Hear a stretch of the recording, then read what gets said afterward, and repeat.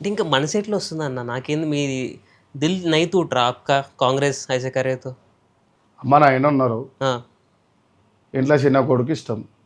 పెద్ద కొడుకు కొద్దిగా ఆస్తి తక్కువ ఇచ్చిరనుకో, కొడుకు కాకుండా పోతారా, అమ్మ నాయన కాకుండా పోతారా? కాంగ్రెస్ పార్టీ మోసం చేసింది. హ్మ్. కాంగ్రెస్ పార్టీ మోసం చేస్తే నాకేంది, ఇండిపెండెంట్ గెలిచి వచ్చి కాంగ్రెస్లో పనిచేస్తా. హ్మ్. ఏమవుతుంది అయితే ఏమవుతుంది? అమ్మ నాయన కొట్టిరని అలిగిపోయేది లేదు కదా. లే. అయినా నన్ను కాంగ్రెస్ పార్టీ కొట్టలే కదా. నాకు ఏఐసిసి కోఆర్డినేటర్ రోల్ ఇచ్చింది, మేడం ఇచ్చింది కదా. హ్మ్. కెప్టెన్ అజయ్ సింగ్ యాదవ్ కదా ఇచ్చింది. హ్మ్. వీళ్ళు ఏమి ఇవ్వలే కదా. వీళ్ళకి లాలు చెప్పడవలసిన అవసరం నాకేం. హ్మ్. నేను పైన పోయే వాళ్ళ ఆశీస్సులు గట్టిగా ఉన్నాయి కదా, కరిగేసారిది మేడం, హ్మ్. వాళ్ళతో మాట్లాడుకుంటా. హ్మ్. ఇప్పుడు వీళ్ళు అర్థనాన్ని వీకేయకపోవడానికి కారణం ఏందనుకుంటున్నారు? Direct connection. డైరెక్ట్ ఉన్నాయి కదా. హ్మ్. లేకుంటే ఈ పార్టీకి ఎప్పుడో క్రమశిక్షణ కమిటీలకు మొన్న మళ్ళా నన్ను సస్పెండ్ చేయలేదా? మళ్ళా అంటే మా పార్టీ కాదులే, వదిలేసే. కానీ ఆ! ఆడేదో మధ్యలో వచ్చిండి వెళ్ళిపోయాడు అందులో దుబ్బురుగాడు. కానీ ఓకేనా, మా పార్టీలోకి వచ్చిన వాళ్ళు ఫస్ట్ నుంచి ఉన్న వాళ్ళకి ఏంటంటే మాకు ఎన్ఎస్వై బ్యాక్గ్రౌండ్ ఉంది, యూత్ కాంగ్రెస్ బ్యాక్గ్రౌండ్ ఉంది, హ్మ్. ఎలక్టెడ్ సిస్టంలో పనిచేసి గెలిచిన వాళ్ళం. హ్మ్. ఓకే, మాకు ఏడేళ్ళ ఎలక్టెడ్లో పనిచేసి గెలిచిన వాళ్ళకి ఎట్లుంటుంది అంటే, కాంగ్రెస్ పార్టీ రేపు నాడు మనం సస్పెండ్ చేసింది. హ్మ్. ఉదాహరణకు రెబల్ కాంగ్రెస్ అని తిరుగుతాం, హ్మ్. బరాబర్ పెట్టుకొని గెలుస్తాం, 100% గెలుస్తాం. నేను ఇన్న దాన్ని బట్టి మీకు ఒక 60 అసెంబ్లీ కాన్స్టిట్యున్సీలల్లా యూత్ కాంగ్రెస్ సపోర్ట్ ఉంది. ఎప్పుడన్నా సీన్ అన్న అనుకుంటే పార్టీకేని ఇట్లా వెళ్ళిపోతాడు. వస్తారు, ఆ! 100% వస్తారు. పార్టీలకేని వచ్చేస్తారా? బీసీసీఎల్కి వెళ్ళి వస్తారు, ఎస్సీసీఎల్కి వెళ్ళి వస్తారు, హ్మ్. ఎస్టీసీఎల్కి వెళ్ళి వస్తారు, మైనార్టీసీఎల్కి వెళ్ళి వస్తారు, యూత్ కాంగ్రెస్లోకి వెళ్ళి వస్తారు, హ్మ్. అన్ని ఎన్ఎస్వైలోకి వెళ్ళి పిల్లలు వస్తారు. హ్మ్. అందరు రాయనామా వేసి బయటకు వస్తారు. నేను పోతే నన్ను సస్పెండ్ చేసిన తెల్లారు చూడమని హ్మ్. మైబాలో సస్పెండ్ అయితే రాజీనామా చేస్తారు, హ్మ్. ఇల్లందులో వేస్తారు, సత్తుపల్లి వేస్తారు, వైరా వేస్తారు, భద్రాచలం చేస్తారు, కొత్తగూడెం చేస్తారు, హ్మ్. మంచిర్యాల వేస్తారు, సిరిపూర్ కాకర్స్నగర్లో వేస్తారు, పెద్దపల్లి వేస్తారు, జడ్చర్లలో వేస్తారు, కల్వకుర్తిలో వేస్తారు, ఇబ్రాహీంపట్నం చేస్తారు, హ్మ్. మహేశ్వరంలో వేస్తారు, మిర్యాలగూడలో వేస్తారు, కోదాడలో వేస్తారు, రాయనామలు నల్గొండలో వేస్తారు, భువనగిరి ఆలేరులో వేస్తారు, ఇటు పోతే షాద్నగర్లో వేస్తారు, అటు పోతే అల్లంపూర్లో వేస్తారు, హ్మ్. ఇటు పోతే మహబూబ్నగర్లో వేస్తారు, కొడంగల్లో కూడా వేస్తారు, కొడంగల్లో. గజ్వేల్లో వేస్తారు, ఆ!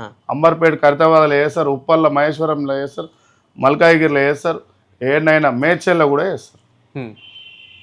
నియోజకవర్గానికి 10 మంది రాజీనామా చేసి రాకుండా నా పేరు మార్చుకుంటా అంటే అందరి లెక్క నేనేం అవి చెప్పాను. మార్చినాక లిస్ట్ నేనే పంపిస్తాను. నేను హ్మ్. నియోజకవర్గానికి 10 మంది వస్తారు. ఆ! మొన్న వచ్చిర్రు, నేను మారాన మన ఇక్కడ ఫంక్షన్ హాల్ ఉంటుంది, మీటింగ్ పెడితే మొక్కిలు 300 మంది, నియోజకవర్గానికి 10 మంది లెక్క పెట్టిన. హ్మ్. 12 మంది వచ్చారు. హ్మ్. ఏదన్నా మరి ఏమన్నా స్టెప్ తీసుకుందామా అంటే, ఎందుకు తీసుకోవాలి స్టెప్? మన లక్ష్యం ఏంది? కాంగ్రెస్ పార్టీ ఎక్కువ రోజులు ఉండాలి. హ్మ్. మన లక్ష్యం ఏంది? రాహుల్ గాంధీ ప్రధాని కావాలి. హ్మ్.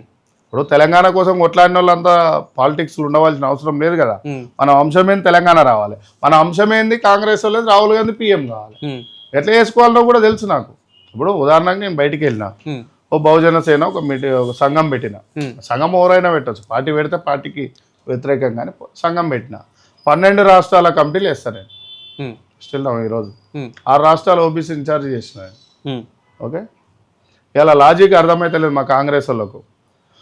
తెలంగాణలో ఓబీసీ చైర్మన్ చేస్తే ఎమ్మెల్యే టికెట్ ఇవ్వాలి, ఎస్సీ సెల్ చైర్మన్ చేస్తే ఎమ్మెల్యే టికెట్ ఇవ్వాలి, హ్మ్.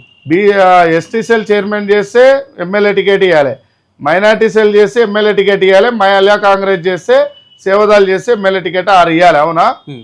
మా బీసీసీఎల్ తీసుకుపోయి షాద్నగర్ ఎమ్మెల్యే శంకర్ అన్నకి ఇచ్చారు, హ్మ్. బీసీలు ఎమ్మెల్యే ఒకరిని దొక్కేసారు. హ్మ్. ఎస్సీసీఎల్ మానకొండూరు అన్నకి ఇచ్చారు, హ్మ్. ఎస్సీలో ఒక ఎమ్మెల్యేని దొక్కేసారు. హ్మ్. ఎస్టీసీఎల్లో తీసుకొని రేపు మాపో ఇస్తారు, అందులో ఎమ్మెల్యే కథం. మహిళా కాంగ్రెస్ తీసుకొని మహిళకి ఇస్తారు, హ్మ్. అదో ఎమ్మెల్యే కథం. ఆమె ఆ సెక్షన్, అది అంటే లేడీస్ని అంటలేను, ఆ శాఖ. ఓకే, నీకు టోటల్గా 5 నుంచి సేవదాలు తీసుకొని ఒక ఎమ్మెల్యేకి ఇస్తారు రాష్ట్ర అధ్యక్షులు. 6 మంది ఎమ్మెల్యేలని తెలియకుండా తొక్కేస్తారు. హ్మ్.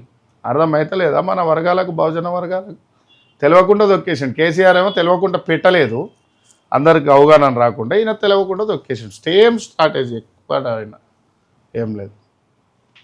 నీకు బహుజనులు తొక్కిండి ఈ రకంగా. ఏ చరిత్రలో కూడా వేరేటోళ్ళకు ఎస్సీసీఎల్ ఇయ్యరు, బీసీసీఎల్ ఇయ్యరు. ఎందుకు ఇచ్చినావు నువ్వు ఎమ్మెల్యేకు? ఇంకో ఎమ్మెల్యే తయారు కావద్దని తొక్కేసి.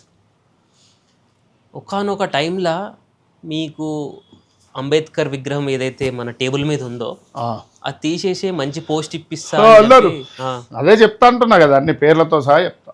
ఓ ఎంపీ అన్నాడు, ఒక ఎమ్మెల్సీ అన్నాడు. అసలు ఆ ఆఫర్తో ఏం సంబంధం అసలు?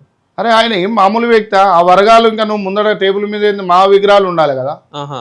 మా విగ్రహాలు ఉండాలి, మా ఫోటోలు ఉండాలి. వెనక ఇక్కడ శ్రీనివాస్ యాదవ్ ఫోటో ఉంది, ఇక్కడ బుద్ధుని ఫోటో ఉంది, ఉమ్, ఆడ శ్రీనివాస్ యాదవ్ ఫోటో ఉంది ముందర రూమ్లో, ఉమ్, అంబేద్కర్ సార్ విగ్రహం ఉంది ముందడ, ఉమ్, ఆయన వెనక మేమున్నాం. ఆయన ముందర నడుస్తేనే కదా మన జాతులన్నీ బాగుపడ్డాయి. ఉమ్.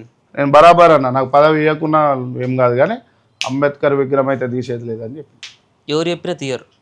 ఎవ్వరు చెప్పినా కాదు, ఎవ్వరు చెప్పినా తీయ. రాహుల్ గాంధీ చెప్పినా తీయరు. రాహుల్ గాంధీ చెప్పిన, రాహుల్ గాంధీ అంబేద్కర్ అంటుండు కదా రెడ్ బుక్ పట్టుకొని. ఉమ్, రాహుల్ గాంధీ చెప్పడు పాపం, ఉమ్, చెప్పడు. ఆయన అంబేద్కర్ అంటుండు, ఉమ్, జై బహుజన అంటుండు, ఉమ్, కులగణన అంటుండు. ఉమ్, అగ్రనాయకులంలో పుట్టినోడు రెడ్ బుక్ పట్టుకొని అంబేద్కరిజం అన్నారు ఎవరు? ఉమ్, ఆయన అంటుండు చాలా గొప్పోడు రాహుల్ గాంధీ. నేను దగ్గరికి వెళ్ళి కూర్చున్నాను కదా, ఉమ్.